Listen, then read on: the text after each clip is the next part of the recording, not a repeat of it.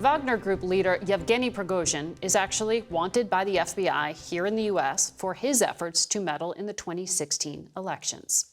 CBS News foreign correspondent Debora Patta has been tracking the Wagner Group, and she reports this morning from Johannesburg, South Africa. Yevgeny Prigozhin's uprising appears to have been extremely well planned and executed. Who would have thought one of Putin's closest allies, a former convict and Kremlin caterer, would eventually be pitted against the Russian leader?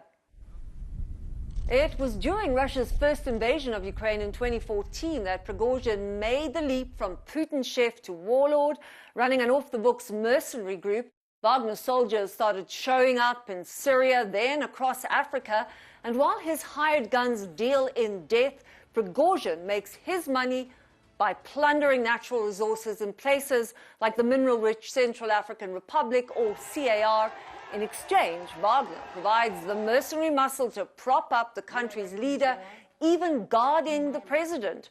What Wagner doesn't say is that they effectively run this nation through violence and a galaxy of shell companies. Now, this model is repeated across Africa, allowing Prigozhin to evade sanctions and rake in billions to fund what the U.S. has called a transnational criminal organization, as well as his private army in Ukraine.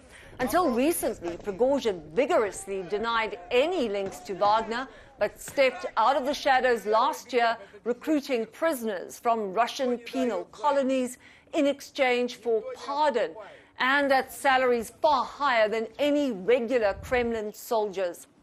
And he certainly enjoyed the notoriety, filming himself strutting around the battlefield and delivering Putin his only real victory after months of war, capturing Soledar and Bakhmut at a heavy cost, though, as many of his mercenaries were killed in that fighting.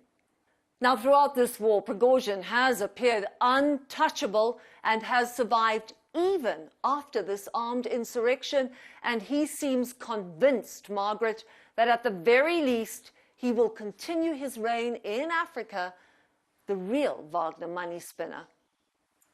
Debora Patta, thank you.